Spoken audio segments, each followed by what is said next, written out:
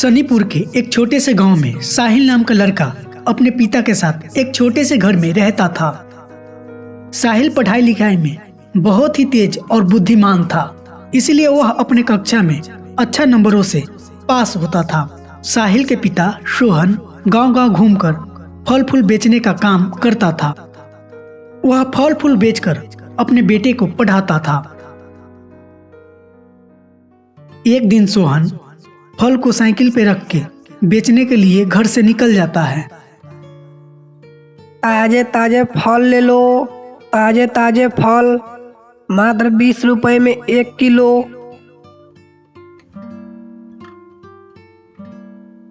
इतने सस्ते फल को देखकर सारे लोग उसके पास फल खरीदने के लिए आता है।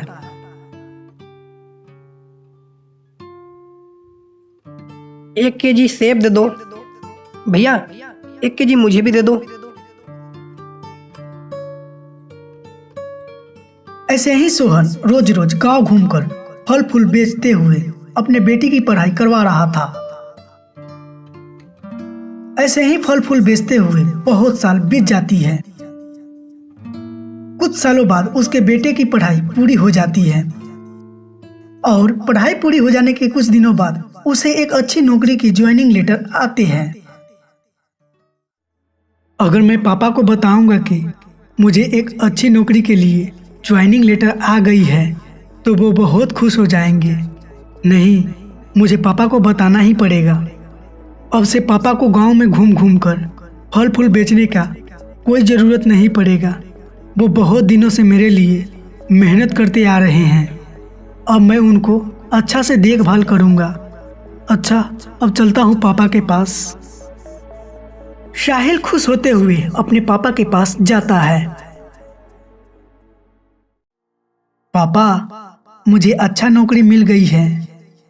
अब से आपको मेहनत करने की कोई ज़रूरत नहीं है और साइकिल से फल फूल बेचने का काम छोड़ दीजिए। अब से मैं आपको बहुत अच्छा से ख्याल रखूंगा।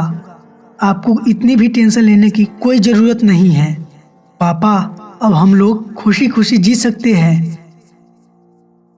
बेटा, तुम्हें नौकरी लग गई, इसका मुझे बहुत खुशी है।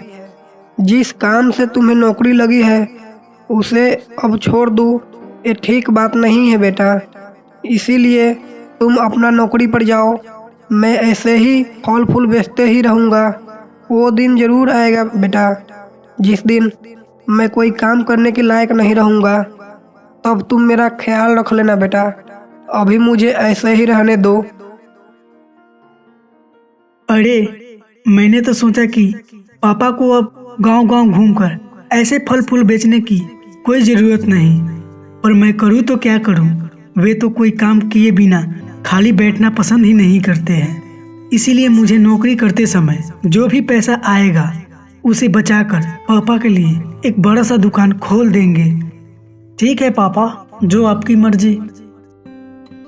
ये फैसला करके वे आए हुए पैसों को बचा कर रखता है। ऐसे ही बहुत साल बीत जाती है। हाँ, मैं इतने पैसों से तो एक होटल खरीद ही सकता हूँ। ये फैसला करके आए हुए बचत की पैसों से गांव में ही एक बड़ा सा होटल शुरू करता है। इतने कम उम्र में बहुत बड़ा होटल को देख के गांव के सारे लोग आना शुरू करते हैं। होटल में ज्यादा लोगों को देख के साहिल बहुत खुश होता है। यही समय है पापा को होटल में बुलाने का।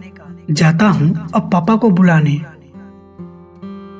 ये फैसला करके वे अपने पापा के पास जा ही रहा था, तभी उनके पापा रास्ते में फल बेचते हुए दिख जाते हैं। पापा, चलिए ना आप मेरे साथ, मुझे आपको बहुत कुछ दिखाना है। बेटा, अभी मैं कहीं नहीं जाऊंगा। सुबह से 1 केजी फल भी नहीं बिका है। कम से कम 1 केजी भी फल बेचकर घर जाऊंगा। तुम जाओ बेटा। ऐसे वे दोनों बात कर ही रहे थे, तभी एक बड़ी महंगे गाड़ी में औरत वहां आती है। सुनिए, फल कैसे है? 20 रुपए किलो है। 15 रुपए केजी दोगे तब मैं लूंगी।